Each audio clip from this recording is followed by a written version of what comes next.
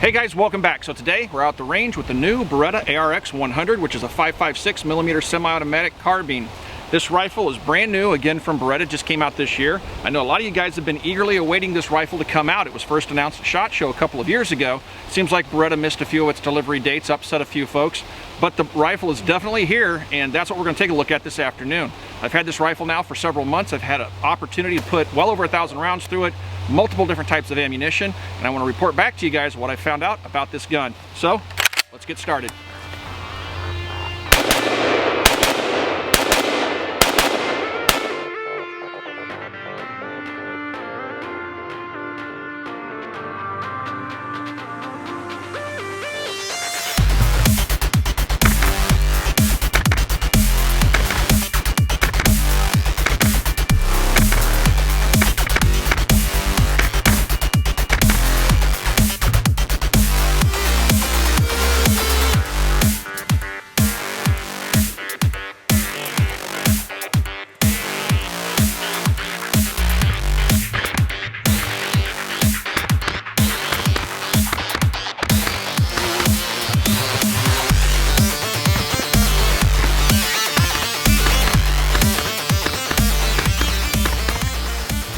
The Beretta ARX100 has a number of unique features. We'll start at the front of the rifle and work our way back.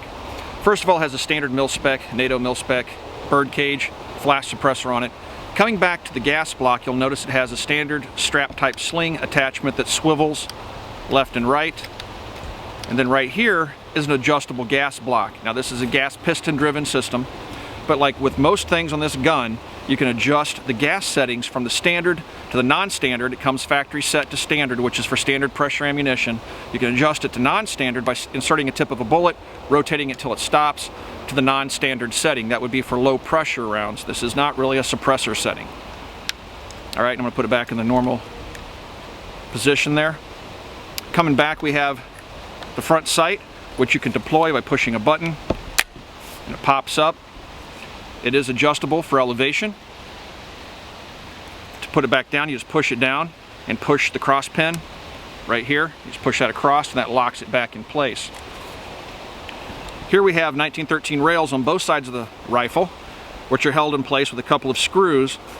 You would think that if you remove these, the hand guards here would be flush or smooth. They're not.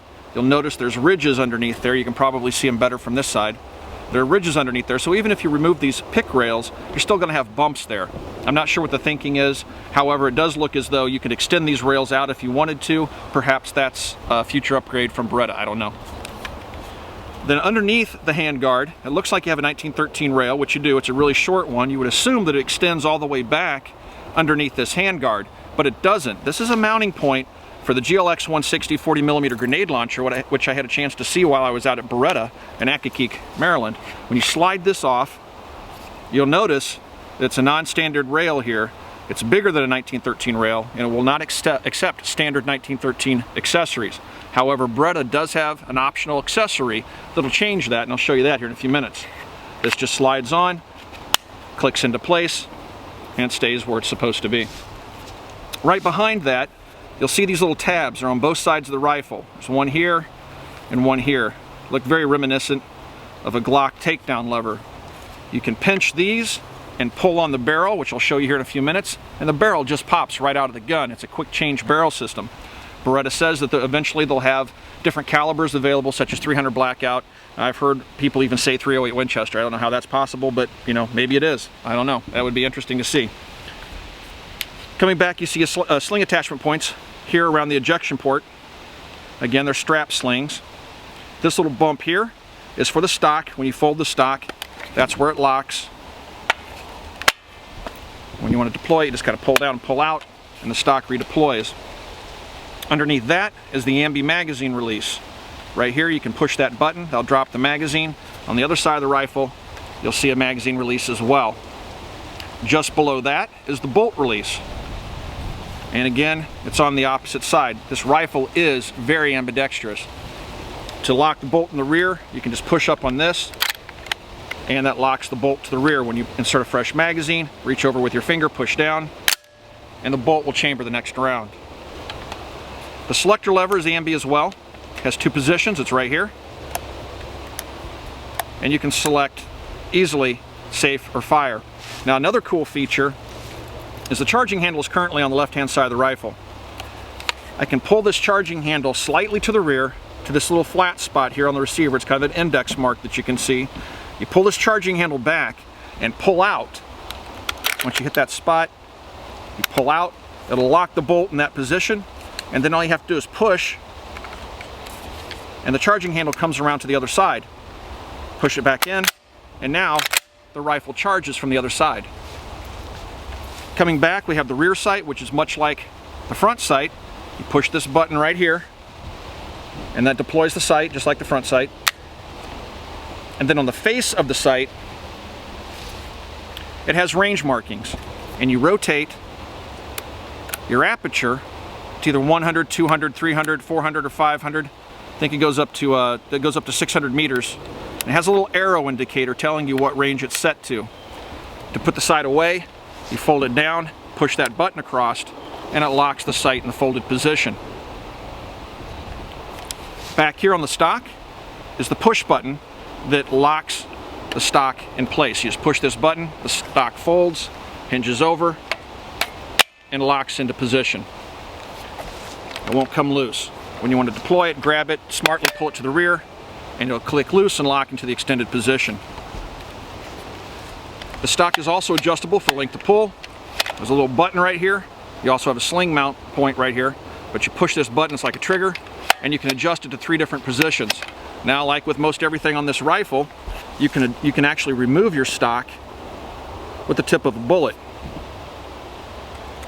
Just about every function on this rifle can be done with the tip of a bullet. I'm just going to push down on this little lever here, and I can pull out my stock. Now the stock is rather short, especially for my 6.4 frame.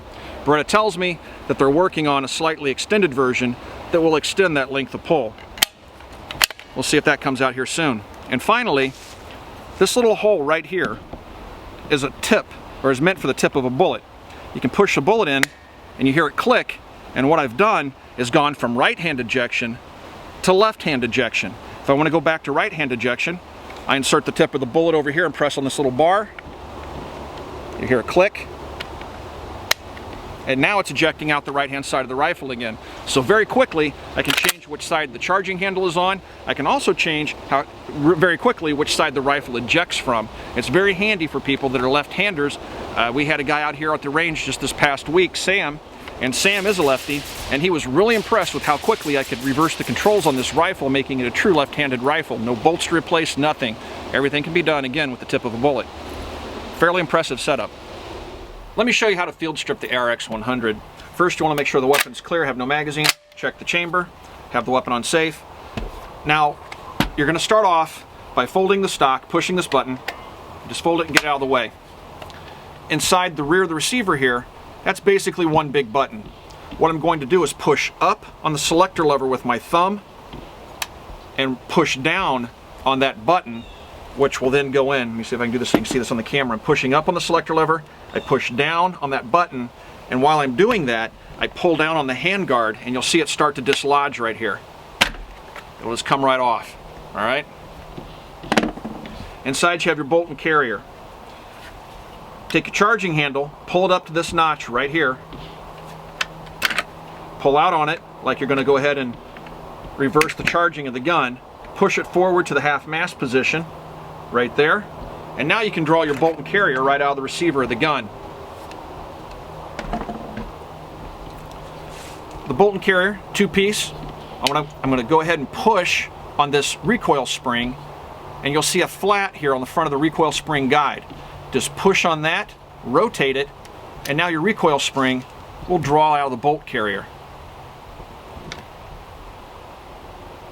Your bolt itself, if you move the charging handle out of the way, the bolt will rotate and come right out the rear of the carrier. You'll see it has a slotted mechanism in it, much like an AK.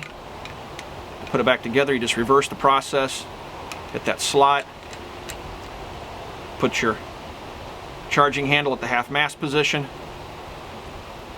put your recoil spring in there, push it and turn it slightly, quarter turn, line up this polymer guide, your bolt and carrier's back together, slide everything in to the rear here, just like that. You'll have to make sure that you push your charging handle back to whichever side you want it, push it in and lock it. Now your bolt and carrier drops into place. Take your lower polymer receiver, just kind of sets in this dished out area. The front of it mates up just like that, and just push it till it locks, and your rifle's back and ready to shoot.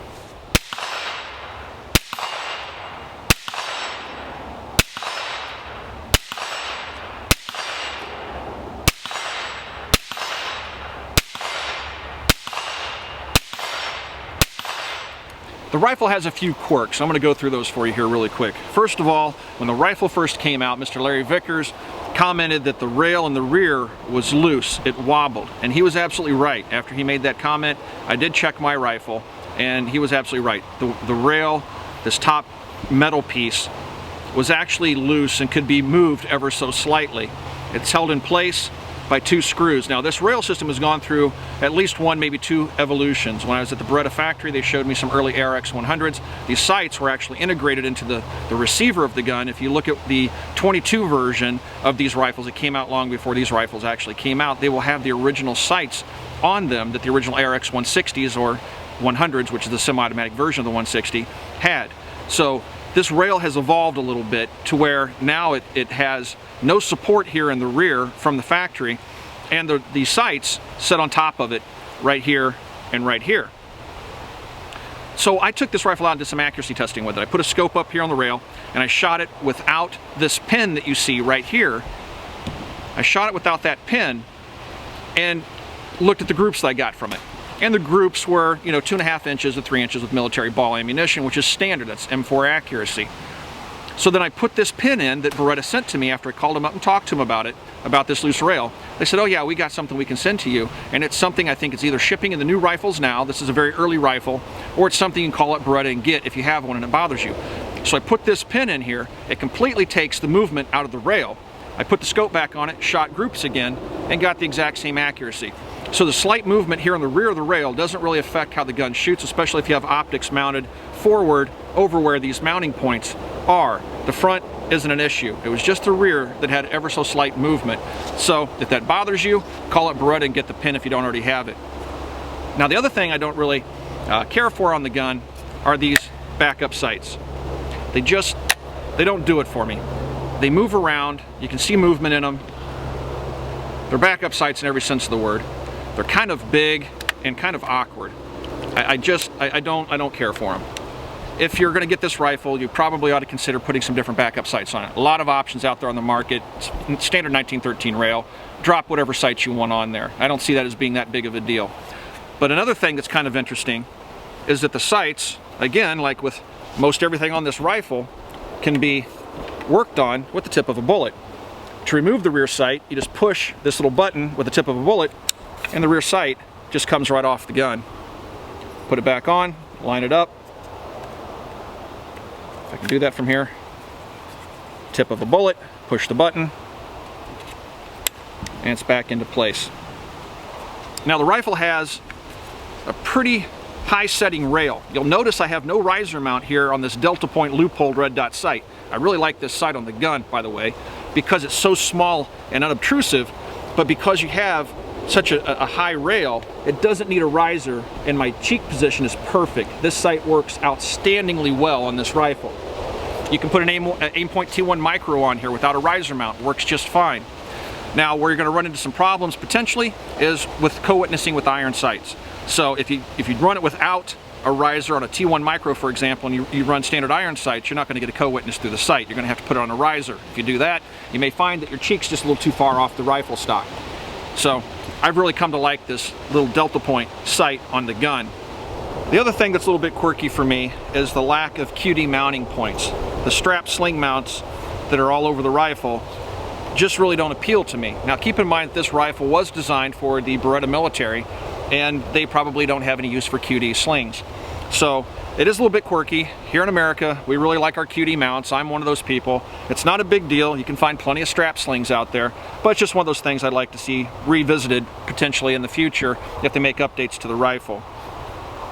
Lastly, the thing that I find a little bit quirky about the gun is the stock for my large frame is just a little bit too short. It's not unmanageable. I would like just a little bit more length in it, but at its extended most setting, it's just a little bit too short for me.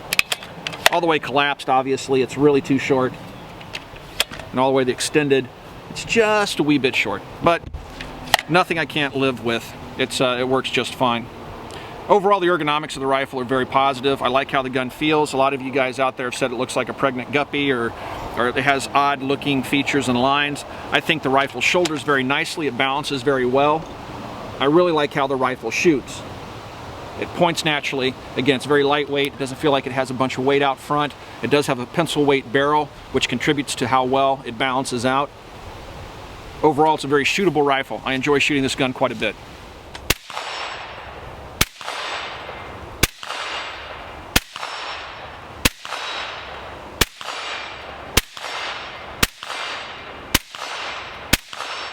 As I mentioned previously, this handguard just pops right off, and underneath you're going to find a non-standard rail, again for the GLX-160 40mm grenade launcher.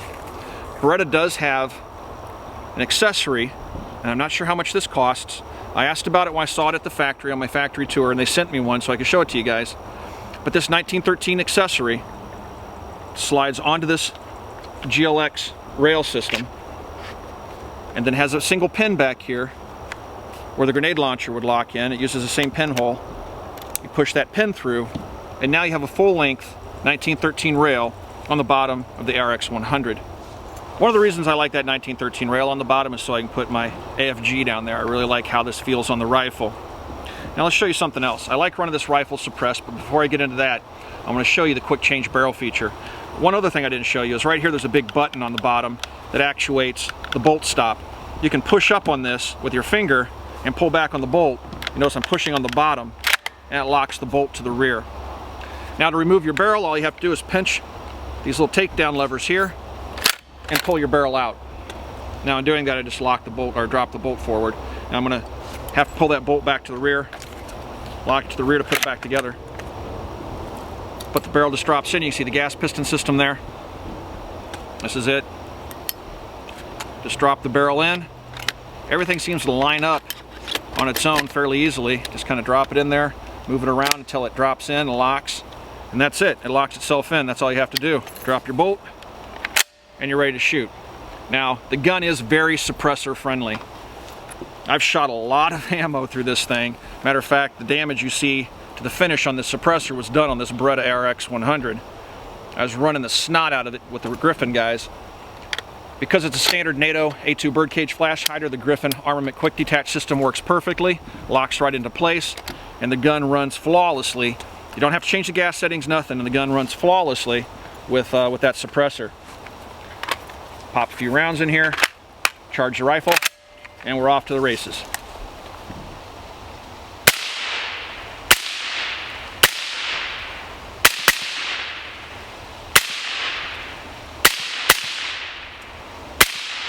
Overall, shooting the ARX100 is really pleasurable. I like the ergonomics, I like how the gun handles, I like the location of the controls.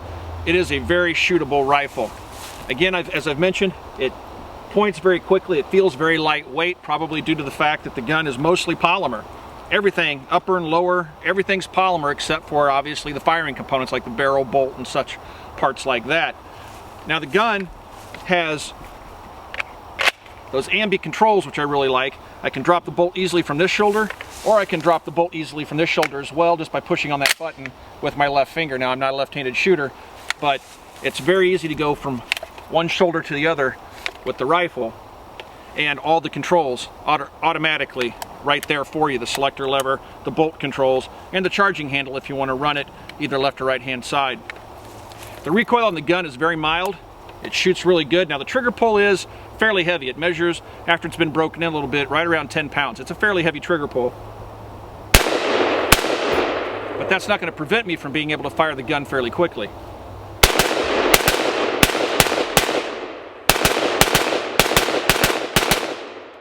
So you can shoot the gun fairly quickly despite the trigger pull. Now it would be nice to see a lighter trigger pull. Hopefully the aftermarket group actually gets excited about the ARX100 and starts making triggers for it, like Geisley or somebody like that. But until that happens, the gun still is very shootable. Accuracy is acceptable. Accuracy you're going to find is about on par with the standard 6920 Colt, for example, using military ball.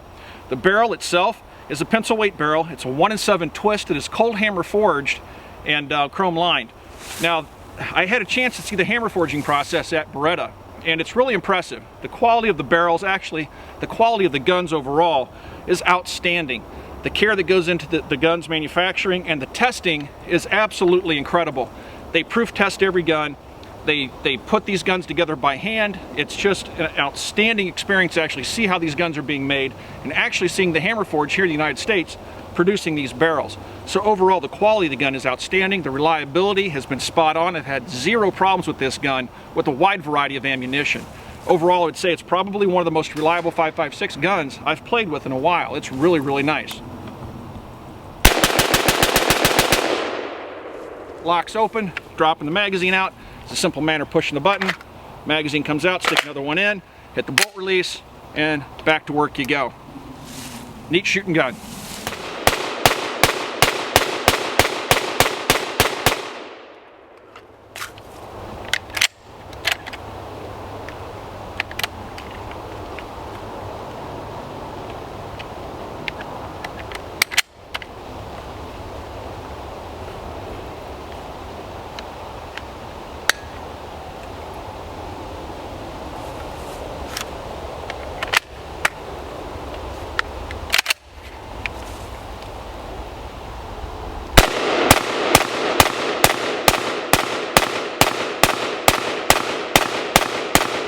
Alright guys, it's time for some final thoughts on the Beretta ARX100. The rifle comes to market with an MSRP of $1950. They may seem a little bit salty, but if you shop around, you should be able to find the rifle for quite a bit less than that.